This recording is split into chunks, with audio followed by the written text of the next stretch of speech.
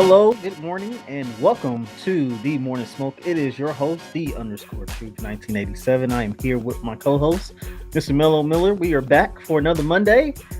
Whew, it's a good Monday. I feel refreshed. I feel relieved. I feel like, just came back from a mini vacation. I'm feeling good. You know what I'm saying? Been able to take a break off and get some R&R. It's been great. It's been great. I don't know what my co-host's been doing. Who knows? All I know is I feel great. I feel great. I hope my co-host feels great too today. But we'll go into that. We'll talk about that. Of course, we always have a great show prepared for you. But before we get into all of that, we'd like to let you know if you are a new listener, thank you for joining in with us today. You're catching us at the right time, right place. We are here every Monday from 10 to 11 a.m. here on JQLM Radio. So thank you so much for having us back another week. You can also catch us on a couple different places too. You can catch us on YouTube, you can catch us on Facebook at the Morning Smoke Podcast. You can always catch us on Spotify and Anchor.fm and also TikTok. We are also there as well too. Been having some good success with all of our social media avenues here. And I like to think TikTok has helped out with that. So definitely go catch us on all of those different avenues. We definitely appreciate it. But as we always do, we like to give you some topics of what's going on in our world today. So I'm done talking, because I'm just feeling good today. So I'm going to give it over to my co-host. How are you doing today, sir, on this great Monday? Go in and tell us what's going on in our world today. Hey, man, I'm doing good. I'm doing good. You mentioned the TikToks. I just want to say, at least as of today, the number one TikTok is the LeBron. Yeah, I did that for all my LeBron fans out there. So. There's a lot. There's a lot. I'm glad I could do that for y'all. Glad I could do that. Yeah. Second highest rated TikTok is a dive into your inner thoughts. Yeah. Not really my thoughts per se, perceived thoughts, if you will. But hey, I'm here for it. They say perception is reality. So anyway, we're moving on to that. Finish that out. Perception is your reality. Never mind. Well, I thought I had the floor. But yeah. With that being said, before I was rudely interrupted, look, I'm just glad to be here, man. It's June. Look, this month, Juneteenth, coming up. Yep, it's right around the corner. Yep. I will say that it's technically June 19th on the calendar, but we will have a show in which I think most states and national is the observed day is the following business day, which is Monday, the 20th. Right. So we will have a show that day, and we will have something for our listeners, so definitely be. So I'm looking forward to that. I just wanted to throw that out there in the ether. Yep. But yeah, man, hot topics. Just real quick, because I touched on it last week, Notre Dame recruiting. We did sign Jaden Lamar, 15th top running back in the country, as of right now anyway. Definitely he's the number one back, at least pursued on the West Coast that was still available. So we beat out schools like Oregon, USC, and such for his talents. And so that was definitely a good get there. The Carnell Tate, the elite wide receiver that's really between Ohio State and Notre Dame, that is heating up. And he's saying in his latest interview over the weekend, saying he's in heavy conversation with Dante Moore. That's his guy.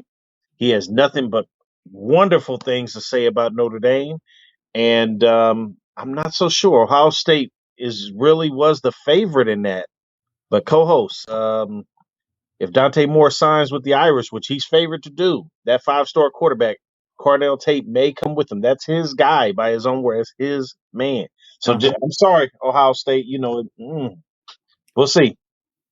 Hey, well, y'all gonna need all the help you can get this year. I'm not worried about my Buckeyes, and we'll talk about that here in a second. But go ahead. Yeah. And then next, I want to talk a little bit. Look, the Lakers hired Darvin Ham, longtime assistant, as their new head coach. It's I don't know if that was my number one choice. I wanted Mark Jackson to be that guy, but Darvin Ham, I don't have anything negative towards him. Like, he's not Terry Stotts and different retread type coaches. So at least they're winning a fresh direction. Before I dive into some of the stipulations in his contract that he negotiated, what are your thoughts on Darvin Ham? I mean, I didn't think the Lakers were going to go that direction, so it was a surprise for me, honestly. When I got the news, I think I was out of town when I got the news. But um, I think he will do better than the previous coach. So I think he also is coming from an area where they've had success. So hopefully he can bring that success to the Lakers. Hopefully he will be, excuse me, a good coach, and not only just a good coach, but um, a cooperative, cohesive coach along with LeBron. Obviously, LeBron is he comes with a different type of coaching, so not just every coach can coach him because he is a coach essentially, a player coach. So hopefully, all that meshes together so that way, they can be successful. I mean, because they really need the success. So Yeah, I say that LeBron immediately posted on his social media platforms, giving full support to Darvin Ham. Like it was really one in which he was 100% behind. So I'm sure he had some say I'll put in it the like Lakers Well, coach. I'll put it like this: LeBron is always going to give the world the political correct answer. I think he's done that with every coach he's played with. So I'm not really concerned about that. Obviously, he's going to support whoever's coming to the organization. Time will tell I don't how he remember him actually doing that meant. for David Blatt. I don't think he ever said anything bad on his opening statement when he came into the what's the name? Something quiet from LeBron would be bad. Ah, So he didn't go out of his way that doesn't mean to nothing. support David Blatt. So Well, silence was his message. that's assumption. You can only assume that. No, no, that's just the way the world works. Mm-mm, But look, he got a 4-year deal, which is a bit shocking in itself. A lot of coaches going with that 3-year, mm-hmm. especially first timers. And then also Frank Vogel didn't even get this. He negotiated where he has full say in his assistant coaches. He gets to hire them. He gets to handle who does what and this and that. Frank Vogel didn't even get that. So that's pretty key there, and it says a lot about the Frank Vogel situation. That may put a little bit like you can't even hire your own assistant coaches. You got to deal with who's hired for you. That's tough. That's tough. Um, Also, he apparently the front office was in on all the coaches' meetings with Frank Vogel. So they were like, had your manager over top of you, micromanaging. Darvin Ham negotiated. That's done. That's over with. We're coaching this team. Front office do the front office. Let us do the coaching, and that's pretty much it. So I think that that's a significant piece of information there for the start of the Darvin Ham. He seems like have more command of his coaching experience here. So I think that was critical to taking over what is a dumpster fire with the Mm-hmm. Los Angeles Lakers right now. Mm-hmm. Um, the Russell Westbrook, a lot of rumors going out there. That's always going to be something with the Lakers. I think just to do a headache, they should better find a way to get him on out of there. Not because of anything. I mean, he doesn't match on paper. He doesn't match on the court. It'd be a lot of adjusting just to make that one piece work. And I don't even know if it's worth it in the end. The limitations of his game. He has many strengths, but when you play to his strengths, you'll be able to see him on full display. When you don't play to his strengths, you'll see what you seen last season, and we already covered it on this show during my trip, video to the Laker Nation. With that being said, just to give you a few points toward the Russell Westbrook situation, every team that is engaged the Lakers in potential talks has told them before you even inquire about what player on our roster you want, we're putting Russell Westbrook and the Lakers' first round pick on the table coming to us. That's before anything else is being discussed because teams are demanding a first round pick from the Lakers to take on Westbrook. That is extremely important. The Lakers to date have been unwilling to pair a first rounder with Russell Westbrook or any player deal, FYI, and that's why he didn't get moved or there were no major trades at the end of last trade deadline. So that's crucial.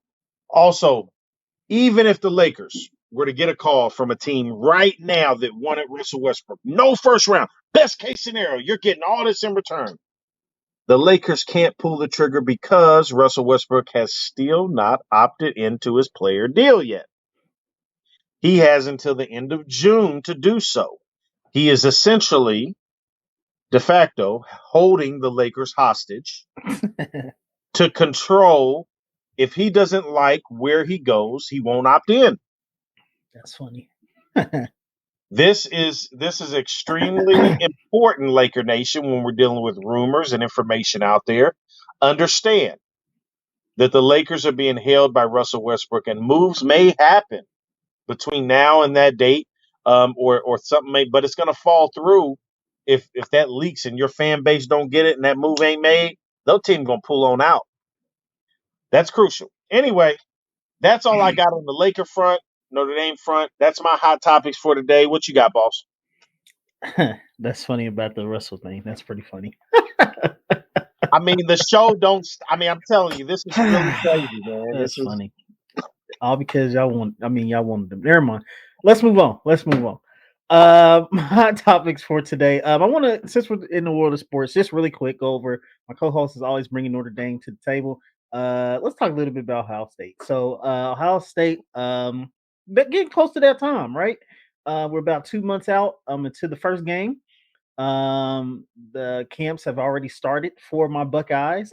So starting on the first week, we're going to have some fights between the tight ends. We're going to have some offensive linemen. We're going to have some QBs display some skills all in this first week. So you will have news coming from Ohio State right now. But the biggest news for this first weekend of June that's coming up is Ohio State is going to be hosting a 5-star DE that's coming to the school. So that is in the name of Mateo. Who is a it's a tough last name out there, America, but it starts with a U. So if you want to look him up, Mateo is Matayo. So just look that up. You'll find him first thing.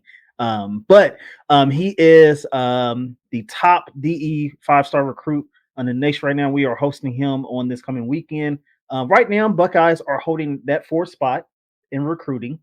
I almost can bet on it that we'll probably finish in that top 3, top 2 before the season starts. But we will be hosting him, so hopefully we get him. He has had comments and rumors saying that he has shades of like a Chase Young, of a Bosa. So if we get him, we are known for having beast on the defensive line. So hopefully we're able to sway him to the Ohio State way. I'm very excited for the season. I actually got to visit the stadium here recently. My co-host, I don't even know this. I actually got to go past the stadium and see some new digs and things of that nature on the way back from my trip. So they have been building a lot at the stadium itself. So hopefully the D gets to see a lot of new stuff that Ohio State is building for the students and things of that nature. So that's a way to sway people, right? We want to let them know, hey, you're coming into to lineage, you're coming into legacy, you're coming into new equipment, you're coming into all of this good stuff. So hopefully that kind of gets them to sway. But that's just on the news for Ohio State so far. We'll have more news coming for you in the next couple of weeks, since this is the first week of training for all of the different recruits and things of that nature. So, but enough of that. Let's move over to entertainment really quick. So we're going to talk about this a little bit more in depth in this particular episode. When one of the upcoming shows that have actually started, which is the Obi-Wan Kenobi series on Disney Plus. So it was one of those things that me and my co-hosts, are really big into. Waiting for this to come out, and it's been good so far. Like I said, we got a whole segment where we're going to talk about that. But I wanted to mention one little thing out of that. So there has been some, unfortunately, some different things that are being said about one of the actress that is playing one of the people in the Star Wars series. So her name is Moses Ingram. She's the one that is playing, and if you've not seen it, this is a spoiler alert. She's plays Reva, which is she's one of the top inquisitors that she plays out of the series. Apparently, there has been some really negative feedback towards her on the racist end. She has been getting all kind of different particular notes and tweets and things of the nature, including hate things such as the N word and all kind of different things. And one of the things that she posted on this, she said, "There's nothing anybody can do about this. There's nothing anybody can do to stop this hate." She said the thing that bothers me is this feeling of like I just got to shut up and take it, and I have to grin and bear it. And I'm not built like that. Thank you for the people who showed up for me in the comments and in the places that I'm not going to put myself, and for and to the rest of y'all weird. So this isn't the first time this has happened in the Star Wars series.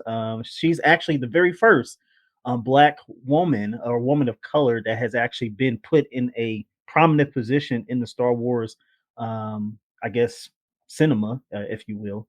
The last black person obviously has been John Bodega, and he also went through a lot of different things as well too when he filled the last Jedi or the Skywalker saga, not only just the last, but the whole Skywalker trilogy. So hopefully that changes. Hopefully that lessens up because Star Wars doesn't have any, I guess, color barriers and things of that nature. I know people all over the world that loves this saga, this trilogy, things of that nature.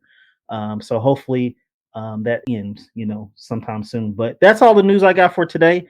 What are your thoughts about that? About the whole Star Wars thing? Well, first, I want to wish you guys luck on the land in Manti Teo. Then, as far as the It's not Mentateo. Thank you. what? That's your guy, Mentateo. Oh, I thought that was the name you had No, no, said. no, You no, said no, no, no, Manti no, no, no, no, no, no. Mentateo is your guy who we don't know where he is now. But keep going. My fault. I just okay. I heard incorrectly. As far as the Star Wars Sure, you didn't. world, are we talking about the young lady that is the Inquisitor? Yes, yes, Riva, the Inquisitor. Yes. I already dislike her character, right? But we'll talk about that here in a few minutes. Okay, that's fair. Um, it doesn't shock me that she's getting feedback. This is anytime you cross barriers in anything. What happens is the people you don't that don't even think that they are this or that, racist, bigoted, whatever it is. They don't realize the position of privilege that they experience because they had representation. Yeah, yeah, All your heroes, all your villains, all your main characters were of a certain persuasion. And when that gets invaded in that space, people don't really realize it, but they just don't like that change. Um, and there's plenty of racism and bigotry in that and every other walk of life. Star Wars is such a universe that accepts all kind of different things, even make believe aliens and things of that nature. Purple, green, it didn't matter, whatever it is, right? I mean, Jabba the Hutt, one of the favorite characters in there is a big blob, right? So I'm hmm just saying, like, it's no matter what though. Luke Skywalker, Han Solo, uh, Princess Leia, Darth Vader, even the Emperor, these classic characters were all of a certain persuasion, and only some supplementary roles, more of that charismatic nature of a Lando, that violent nature of a Mace Windu, or these sub characters. Even John Boyega's character Finn was completely misused. yeah, That's yeah. a different conversation. I don't think it was race involved, No, no. but because that entire third trilogy had problems, a lot of problems from not just me but many Star Wars fans. So I just think that's just part of the process. Yeah. That's part of the process. I see it in all walks of life. Um, so I don't know. We'll leave it at that. But with that being, I mean, I had people when that Black Princess and the Frog, hmm people had something to say on that. They were redoing something else with a black character. There was all kind of memes everywhere. Yeah, Um, and it's just one of the mermaid, the black yeah, mermaid, yeah, little yeah, Ariel. yeah, yeah, yeah. Um, and that's Disney. Those are cartoons. This is Disney too. So it's just Well, I'm just talking about the Disney of the I kid got you. perspective, but I yeah. got you. But anyway, man, that's what I think about that. But to touch on this, where we're at, I did want to talk about the Kenobi series. Look, we only 2 episodes in. Well, we have 3. We've seen 2. Both of us have seen 2 episodes, and we're going to talk about those first 2 episodes. So if you've seen the third one, discount this. We talking the first 2, Right. and on a scale before we even start, scale 1 to 10. 10 being, and it's only about Star Wars universe. 10 being the best thing since sliced bread, and 1 being Jar Jar Binks, right? Dang. What about, where do you rank this, man? On a series standpoint, I'm giving it a 9. It's a solid 9. Yeah. I give it a 9.5 so far. So we're not far off from each other. I think that means we both like it. Yep. For me, just a highlight, I'll ask you the same question. ObiWan Kenobi just commands the screen. Yeah. Yeah. To be honest, this series is well overdue. Mm-hmm. It deserved probably its own trilogy. Mm-hmm. Instead, we'll get 6 hours worth of content. That's easily could have been 3 movies. Mm-hmm. I went back and I'm currently in the process of rewatching the original trilogy. And when I tell you and I think back on it, Obi-Wan Kenobi really was that guy. No, he was. He was. He defeated Darth Maul. Yep. He defeated General Grievous. Mm-hmm. He defeated Anakin Skywalker. Mm-hmm. I guess I'm just at one of those where it's like, I don't know what else really he has to do to really solidify his place, because a lot of people will talk about the lightsaber, swordsman, and they don't put his name up there with that proper respect. Mm-hmm. It's because his style is that defensive style that makes you make a mistake. And I just don't understand that. Co-host, am I wrong in saying that? I mean, shouldn't he be getting more respect? I definitely think he should. But before I go into my spiel, we are coming up against it, and I don't want to spend too much more time in this first segment. But it is something that we are going to touch on in our third segment. So when we come back, obviously we're going to talk sports. We're going to talk all that good stuff. We're definitely going to talk sports. There's a lot to talk about in the sports world right now, especially your co-host here, getting ready for the NBA Finals. Unlike my co-host, he's you know what? So, I'm sorry, I got carried away.